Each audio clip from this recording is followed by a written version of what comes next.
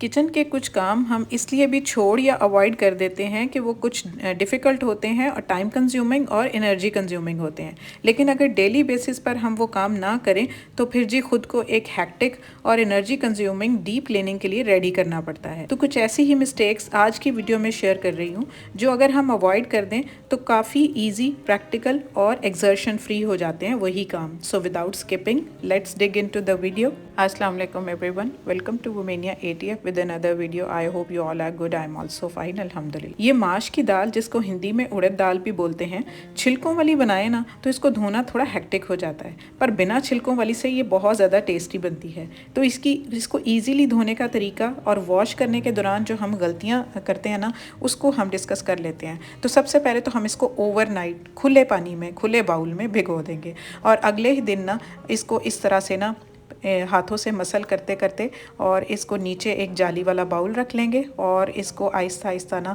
हाथों से ऐसे मसलते रहेंगे ताकि जो छिलके हमारे सॉफ्ट हो गए हैं ना ओवरनाइट सोक होने की वजह से, वो सारे उगल कर बाहर आ जाएं। अब इसका एक स्पेसिफिक तरीका है कि आप इसको पानी से भर लें और इस तरह से मूव करते जाएं बाउल को, तो छिलके जो हैं वो ऊपर वाली लेयर में आ जाएंगे और आराम से ना वो नीचे जाली वाले बाउल में जाते जाएंगे। तो हमारी दाल जो है वो नीचे रह जाएगी और छिलके ऊपर से निकलते आएंगे।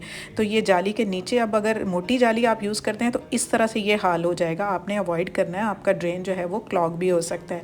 तो इसको अवॉइड करने के लिए हम क्या करते हैं कि अगर ये टेम्परेरी सा क्लॉग हो जाए तो हम इसको ना हाथ अपना इस तरह से रख के पाम अपनी प्रेस कर देंगे, तो उससे काफ़ी पानी जो है ना एकदम रिलीज़ हो जाएगा और हमारी प्रॉब्लम सॉल्व हो जाएगी। अब ये देखें पानी जाना शुरू हो गया है। तो इसको अवॉइड करने के लिए ना जाली ऐसी हम ले, ऐसा जाली वाला बाउल हो जिसमें थोड़ी सी बारीक सुराख हो, ताकि हमारा जो छिलके हैं ना वो इसके नीचे से पास ऑन ना हो सके।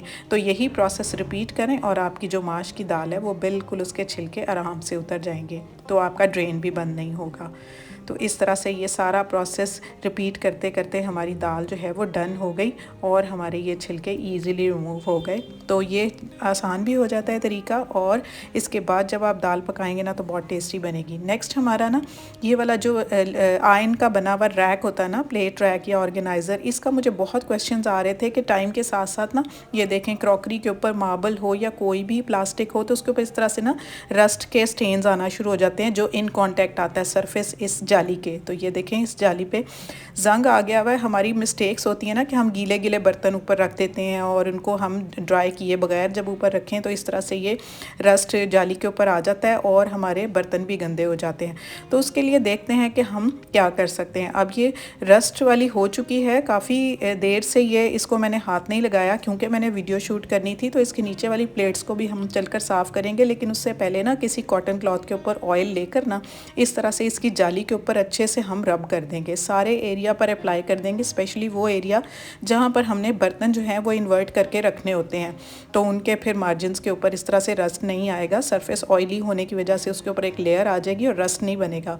और प्लेट्स जो हैं काफ़ी देर से इस तरह ना होने की वजह से अब ये सिंपली इसको स्पॉन्ज से मैं साफ़ करूँगी ना तो ये साफ़ नहीं होगी। मैं आपको धो के दिखाती हूँ। ये देखें इसके ऊपर इतने खारे पानी के जो दाग हैं वो जम चुके हैं ना, क्योंकि काफ़ी देर से मैंने इसको रखा हुआ था आप वीडियो बनाने के लिए। तो थोड़ा सा हार्पिक डाला, उससे पहले थोड़ा ब्लैक ऑयल भी डाल चुकी हूँ, वो क्लिप मिस हो गया था, और थोड़ा सा मैंने इसमें ब्लीच डाल दी है। अब इसको थोड़ी देर मैं रखूँगी और रखने के बाद ना फिर स्पॉन्ज के ग्रीन वाले एरिया से ना मैं इसको हल्का सा रब करना शुरू कर दूँगी। तो इस तरह से झाग बनती जाएगी और ये झाग जो है वो एक्चुअली रिएक्शन हो रहा है जो कि ये सारे ज़िद्दी दागों को ना अच्छे से साफ़ कर देगी।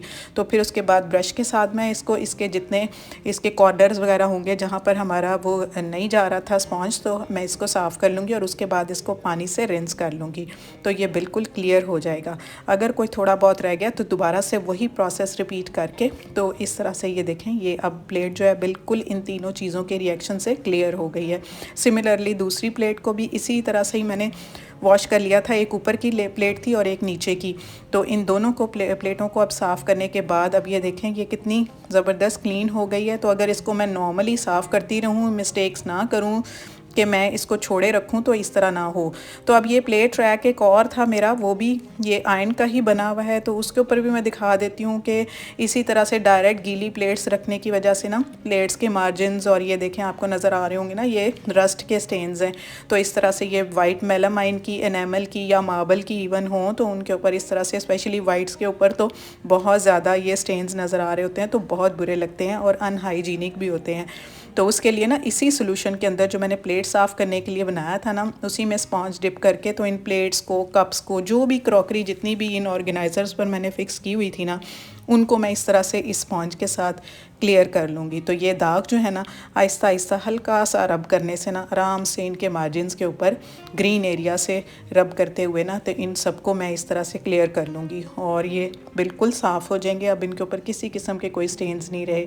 ये बैक एरिया पर भी जहाँ जहाँ दाग थे ना, वो इसी तरह से ही ना इनको रब करके तो मैं रिमूव कर लूँगी और ये जो मेरी प्रॉब्लम बनी हुई थी ना एक, वो आसान हो जाएगी। आई होप कि आपको ये इसका आसान सोल्यूशन मिल गया होगा। बहुत दिनों से मुझे व्यूअर्स रिक्वेस्ट कर रहे थे कि रस्ट के जो दाग होते हैं ना ऑर्गेनाइज़र्स पर रखने की वजह से जो आ जाते हैं क्रॉकरी पर, उनके बारे में बताएं। तो अब ये देखें, ये हर क्रॉकरी को मैंने इस तरह साफ़ कर लिया। अब आपने क्या करना है, माइक्रोफाइबर क्लॉथ के ऊपर या कोई भी कॉटन क्लॉथ या टॉवल कोई ले लें और उसके ऊपर पहले इनको ड्राई किया करें और फिर उसके बाद फिर इनके ऊपर ऑर्गेनाइज़र्स पे रखा करें। प्लेट्स मैंने रख दी हैं। अब ऑर्गेनाइज़र्स पर रखने से पहले ना आपने ऑयलिंग तो कर ली हुई है। दूसरी बात यह है कि आप मैश बैग जो है ना इस तरह से उसकी तय लगा कर रख लें और उसके ऊपर फिर अपनी क्रॉकरी रखेंगे तो डायरेक्ट इन कांटेक्ट नहीं आएगी इस जाली के, और हमारे जो है वो रस्ट के दाग इसके ऊपर किसी किस्म के नहीं पड़ेंगे, तो हमारी क्रॉकरी बिल्कुल सेफ़ एंड साउंड हो जाएगी।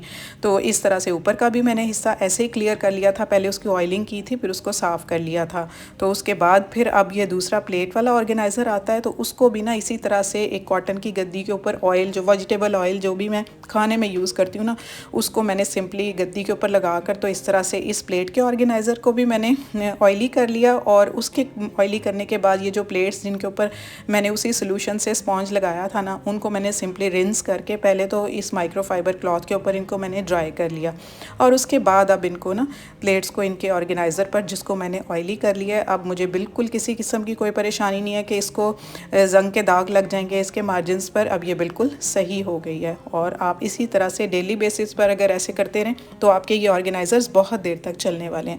ऐसे ही ना ये चम्मच के और स्पून्स के जो कंटेनर्स होते हैं ना, उनको भी अगर हम निगलेक्ट करके रखें ना तो इस तरह से कुछ अंदर से गंदे हो जाते हैं, तो कंटेमिनेशन होने की बहुत डर होता है जर्म्स के साथ। तो उसके लिए मैंने ना ये एक रखा हुआ है स्पॉन्ज जिसको कट्स लगाए हुए हैं 4 मैंने।